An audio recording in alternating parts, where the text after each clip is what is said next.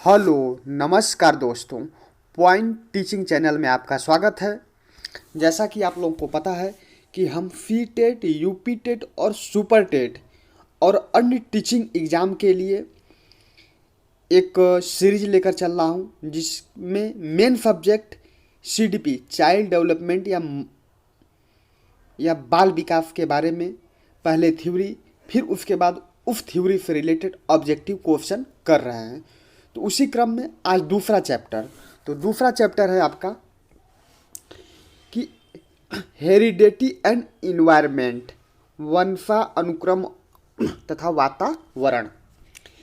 तो सबसे पहले आप समझ लीजिए कि चूँकि एक चाइल्ड डेवलपमेंट से रिलेटेड चैप्टर है, तो किसी भी बच्चे के ऊपर उसके माता पिता के गुण का भी इफेक्ट पड़ता है, पहली बात। दूसरा, साथ में वो किस एटमॉस्फेयर और किस इन्वायरमेंट में रह रहा है, इसका भी इफेक्ट पड़ता है। इन्हीं सब चीज़ों के बारे में अध्ययन करेंगे और जानेंगे कुछ विशेषज्ञ लोग के कथन कि क्या कैसे कहते हैं। ठीक है, तो आइए सबसे पहले, हाँ, दूसरी चीज़ है कि जिन चीज़ों को मैं बोलूँ कि इसे लर्न कर लीजिए, तो उसको लर्न कर लेना है। ठीक है, जैसे कि मैं ऑलरेडी नोट्स बना के रखा हूँ, ट्रिक लगा के रखा हूँ, क्या पढ़ना है क्या नहीं। ठीक, तो आइए देखते हैं। जैसे वंशा अनुक्रम की समानताओं एवं विभिन्नताओं की उपस्थिति का जो प्रारंभिक आभास है, ठीक है, किसने दिया था? तो पाइथागोरस और अरस्तु दिया था। ठीक है, तो सबसे पहले आप पाइथागोरस और अरस्तु ने दिया था, तो आपको ये याद रहना चाहिए। ठीक है, ग्रीस देश के थे और पाइथागोरस और अरस्तु ने वंशा अनुक्रम की समानताओं और विभिन्नताओं की उपस्थिति का प्रारंभिक आभास इन्होंने ही दिया था। तो ये लाइन याद रहनी चाहिए। ठीक, आइए आगे देखते हैं। लेकिन फिर बाद में क्या हुआ? बाद में हुआ कि 1865 में यूरोप के ऑस्ट्रिया एक देश है, ब्रून नामक शहर के एक वैज्ञानिक थे जिनका नाम था, पादरी थे जिनका नाम था ग्रेगर जॉन मेंडल, वंशागत के मूल नियम बनाकर आधुनिक अनुवांशिकी की नींव डाली। हम लोग सभी जानते हैं ग्रेगर जॉन मेंडल के बारे में, जिन्होंने मटर के पौधों पे खोज की थी। ठीक है, तो इन्होंने सबसे पहले क्या किया? उद्यान मटर, ठीक है, जिसका वैज्ञानिक नाम है पाइसम सैटाइवम, ये याद रहना चाहिए। किस पे? मटर पे, और उसका वैज्ञानिक नाम क्या है? पाइसम सैटाइवम को चुना। ठीक, और 1866 ईस्वी में 1856 में जो सबसे पहले उन्होंने अनुवांशिकी सिद्धांत को दिया। लेकिन चूंकि उस समय इन सब चीज़ों को कोई मानता नहीं था, जो 34 वर्षों के बाद, ठीक है, दो वैज्ञानिक और हुए, डिब्रीज जो हालैंड के थे और कार्ल कोरेन्फ जो जर्मनी के थे। इनके प्रयासों के बाद जो ग्रेगर जॉन मेंडल की वंशागत सिद्धांत को मान्यता मिली, और उसके बाद ही ग्रेगर जॉन मेंडल को वंशानुगत का जनक कहा जाने लगा, मतलब वंशाक्रम का जनक कहा जाने लगा। ठीक है, तो याद रखिएगा दो तीन चीज़ें। ग्रेगर जॉन मेंडल कहाँ के थे? ऑस्ट्रिया के थे। ठीक है, सबसे पहले इन्होंने ही वंशानुगत को मतलब पहचाना मटर के पौधों पे, जिसका वैज्ञानिक नाम पाइसम सैटाइवम था। ठीक है, और इन दोनों लोगों के सफल प्रयास के बाद, काफ़ी मेहनत के बाद, इनके नियम को मान्यता मिली। ठीक, अच्छा, अनुवांशिकता का नियम क्या है? ठीक है, उसका तात्पर्य क्या है? अनुवांशिकता का तात्पर्य यही है कि शारीरिक और मानसिक गुणों के संचरण से होता है, जो माता पिता के बच्चों में जीन्स के माध्यम से, मतलब कहने का मतलब नहीं कहा जाता है कि उनके पिताजी लंबे हैं या उनकी माताजी लंबे हैं तो बच्चे भी लंबे होंगे, उनके पिताजी कम बुद्धि के हैं तो उनके बच्चे भी कम बुद्धि के होंगे। ठीक है, मतलब ये जीन्स होते हैं, मतलब पिता और माता के अंश बच्चों में आते हैं। ठीक, अब आ गया तो अनुवांशिकता का ये तात्पर्य है। अब वातावरण का क्या तात्पर्य है? वातावरण मतलब पर्यावरण। पर्यावरण का मतलब होता है परिधन आवरण। परि का मतलब होता है चारों तरफ, आवरण मतलब ढका होना, मतलब अपनी चारों तरफ जिन जिन चीज़ों से ढके हुए हैं उसका भी इफेक्ट अपने ऊपर पड़ता है, अपने माइंड के ऊपर, अपने शरीर के ऊपर, अपनी सारी चीज़ों के ऊपर, अपनी क्रियाकलाप के ऊपर। ठीक है, तो इसीलिए किसी बच्चे या आदमी के विकास में अनुवांशिकता का तो होता ही है देन, प्लस पर्यावरण या वातावरण की भी देन होती है कि वो बच्चा आगे क्या करेगा, ठीक, क्या बनेगा। ठीक, तो दो चीज़ें होंगी, अनुवांशिकता और वातावरण। अनुवांशिकता का जनक किसे कहा जाता है? ग्रेगर जान मेंडल के, जो कहाँ के थे? ऑस्ट्रिया के थे, याद रखिएगा। चलिए आगे देखते हैं। आगे है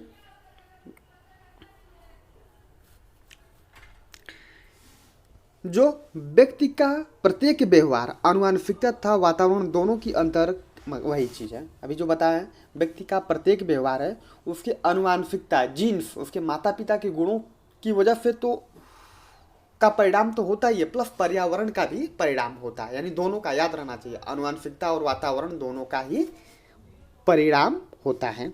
ठीक, अनुवांशिकता से व्यवहार के रचना तंत्र का निर्धारण होता है, मतलब आदमी का व्यवहार कैसा है।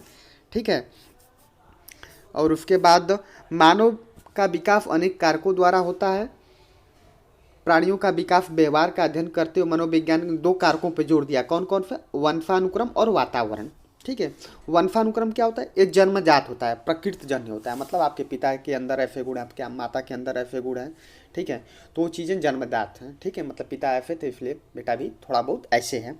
ठीक है, लेकिन वातावरण जो ये अर्जित होता है। ठीक है, आप कैसे वातावरण में बच्चों को पाल रहे हैं, ठीक है, कैसा पोषण दे रहे हैं, तो ये चीज़ें आपके हाथ में है, लेकिन वंशानुक्रम आपके हाथ में नहीं है। ठीक है, तो दो कारण है क्या? वंशानुक्रम और वातावरण। ठीक, जैविक मनोवैज्ञानिक वंशानुक्रम पे जो जैविक मनोवैज्ञानिक हैं, पूछेगा एग्जाम में कि कौन से मनोवैज्ञानिक वंशानुक्रम पे ज़्यादा महत्व देते हैं, तो कौन से? जैविक मनोवैज्ञानिक। जबकि वातावरणीय मनोवैज्ञानिक जो होते हैं बालक के विकास में वातावरण को सर्वाधिक महत्व देते हैं। लेकिन जो आधुनिक युग के मनोवैज्ञानिक हैं, इन दोनों चीज़ों को, वंशानुक्रम और वातावरण दोनों का ही योगदान स्वीकार करते हैं। अब एक वैज्ञानिक है वुडवर्थ का मत है कि जैसे, अब इसी मत से आप समझ जाएंगे कि जो आधुनिक मनोवैज्ञानिक ही सही है। जैसे बीज में वृक्ष की संभावना निहित होती है, लेकिन अगर उसे सही वातावरण न मिले तो उसका विकास नहीं हो पाएगा। दोनों में से किसी एक के अभाव में वृक्ष का समुचित ढंग से विकास संभव नहीं है। यानी किसी के भी विकास में क्या? वंशानुक्रम प्लस वातावरण दोनों का ही योगदान होता है। जैसे वुडवर्थ ने एक एग्जाम्पल देके समझा दिया कि बीज वृक्ष बन सकता है, लेकिन सही वातावरण न मिले तो उसका विकास संभव नहीं है। ठीक, अब आगे आइए। वंशानुक्रम एक अमूर्त एवं जैविकी दृष्टि से अत्यंत जटिल धारणा है। जैसे याद रखिएगा, वंशानुक्रम एक अमूर्त और जैविकी दृष्टि से अत्यंत जटिल धारणा है। वंशानुक्रम के सामान्य नियम याद रखिएगा, ये नियम अर्जित गुणों के संक्रमण का नियम याद रहना चाहिए, समानता का नियम, बीजकोश की निरंतरता का नियम, प्रत्यागमन का नियम, चयनित गुणों का सिद्धांत, मातृ और पितृपक्ष का नियम, संयोग का नियम। तो 7 नियम हो गए, याद रखिएगा, इन नाम याद रहना चाहिए, एग्जाम में पूछ देता है। ठीक, तो कितने नियम हैं? 7 नियम है। वंशानुक्रम के सामान्य नियम कौन कौन? एक बार और सुन लीजिए। अर्जित गुणों के संक्रमण का नियम, समानता का नियम, बीजकोश की निरंतरता का नियम, प्रत्यागमन का नियम, चयनित गुणों का सिद्धांत, मातृ और पितृपक्ष का नियम, संयोग का नियम। पूछेगा एग्जाम में कि निम्नलिखित में से कौन से वंशानुक्रम के सामान्य नियम नहीं है। ठीक है, तो याद रहेगा 7 नियम में है, तो जो नहीं रहेगा आप उस पर ट्रिक लगा लेंगे। आगे बढ़ते हैं। आगे अब देखिए, विकासवादी सिद्धांत के समर्थक कौन है? लैमार्क। इतना ही याद रहना चाहिए, विकासवादी सिद्धांत के समर्थक कौन थे? लैमार्क। लैमार्क ने कहा कि जिराफ पशु की गर्दन पहले घोड़े की समान थी, लेकिन विशेष परिस्थितियों के कारण वह लंबी हो गई और बाद में उसकी लंबी गर्दन का गुण अगली पीढ़ी में चला गया। ठीक, कहने का मतलब है कि अगर आपके अंदर किसी गुण की कमी है लेकिन उसके विपरीत आप काम करेंगे तो धीरे धीरे क्या है, उस गुण का भी विकास हो जाएगा। ठीक, आगे अब देखिए दिया है कि मानव जात में कुल गुणसूत्रों की संख्या 46 होती है, जिसमें 23 जोड़ होते हैं। यक्ष वाले गुणसूत्र लंबी और छड़ी नुमा होते हैं और वायु वाले गुणसूत्र जो होते हैं छोटे और गोल होते हैं। ठीक, याद रखिएगा, यक्ष वाले लंबे और छड़ी नुमा, वायु वाले गोल और छोटे। माता के अंड में केवल यक्ष गुणसूत्र होते हैं, जबकि पिता में यक्ष और वायु दोनों गुणसूत्र होते हैं। जब निषेचन होता है, माता कहने का मतलब जब पुरुष और मेल का संभोग होता है, एक दूसरे से मिलन होता है, तो यक्ष गुणसूत्रों का संयोजन होता है, तब संतान, जब माता का यक्ष और पिता का यक्ष मिलता है तब संतान लड़की पैदा होती है। जब माता का यक्ष और पिता का वायु मिलता है तो लड़का तो क्या होता है, तो लड़का पैदा होता है। ठीक, यही दिया है, आप पढ़िएगा इसको। अब दिया है कि लड़कों के अधिक जन्म लेने, जैसे लड़के ज़्यादा जन्म लेते हैं, लड़के ज़्यादा जन्म लेते हैं लड़कियों की तुलना में। इसका रीज़न ये है कि यक्ष गुणसूत्र की तुलना में जो वाई गुणसूत्र हैं, जो जो पुरुष वाले गुणसूत्र वाई हैं, ये क्या होते हैं, जैसे दोनों अभी बताए हैं कि पुरुष में यक्ष और वाई दोनों पाए जाते हैं। ठीक, और माता में यक्ष और यक्ष, तो ये दोनों मिलेंगे तो क्या बन, लड़की पैदा होगी। ये और ये मिलेंगे तो क्या पैदा होगा, लड़का पैदा होगा। तो चूंकि यक्ष पिता का जो होता है, यक्ष और वाई होता है जो पुरुष का, तो उसमें यक्ष गुणसूत्र की तुलना में वाई वाला गुणसूत्र हल्का होता है, इसलिए पहले चला जाता है। और माता का तो यक्ष होता ही है, तो यक्ष और वाई मिलकर क्या हो जाता है, यक्ष वाई, जो किसको जन्म देगा, लड़के को जन्म देगा। यही रीजन है कि लड़के जो हैं लड़कियों की तुलना में ज़्यादा पैदा होते हैं। ठीक, क्योंकि यक्ष गुणसूत्र की तुलना में वाई वाले गुणसूत्र हल्के होते हैं, वो ज़्यादा जल्दी एंट्री कर जाते हैं। ठीक, आइए आगे देखते हैं।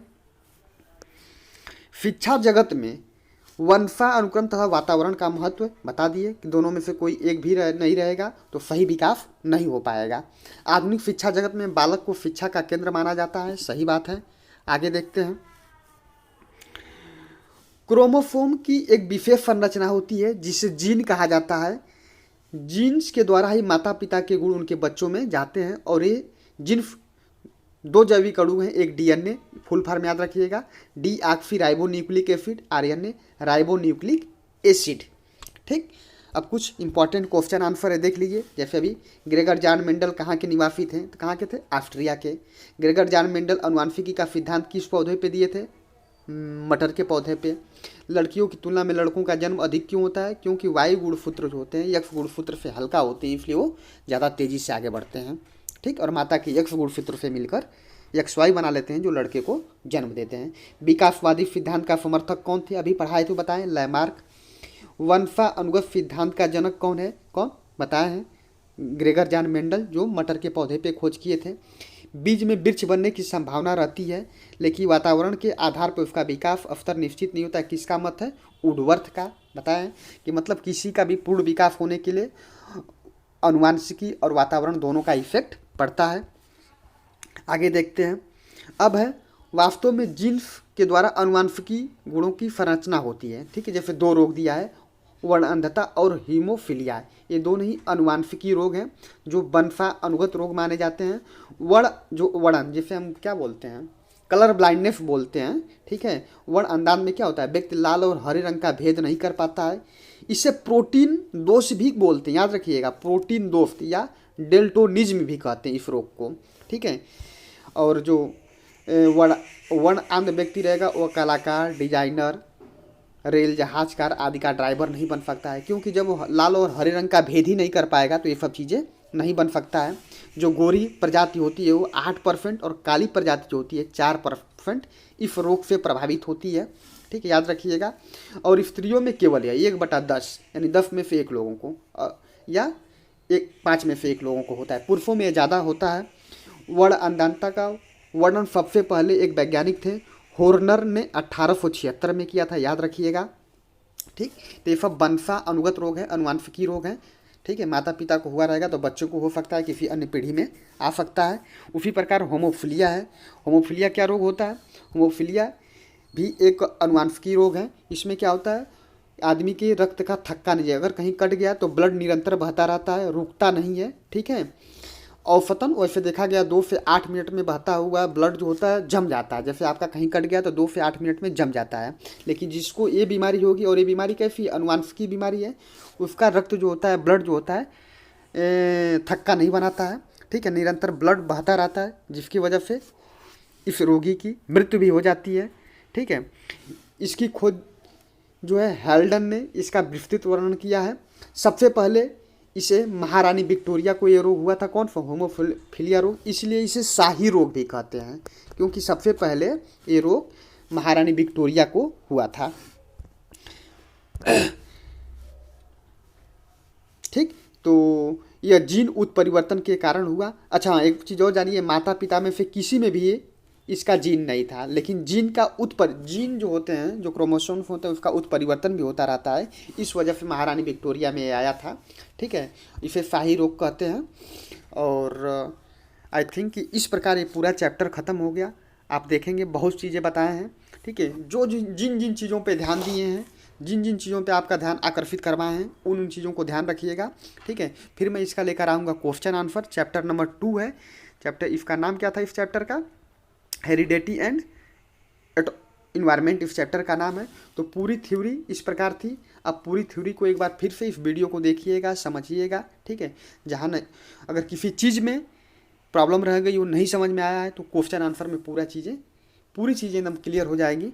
तो फिर मिलते हैं शाम को इसके क्वेश्चन आंसर, इसके मल्टीपल चॉइस क्वेश्चन आंसर, इसके बहुविकल्पी क्वेश्चन आंसर में, ठीक है। तब तक के लिए धन्यवाद। अगर ये वीडियो पसंद आए तो लाइक, शेयर और सब्सक्राइब जरूर करिए, ठीक है।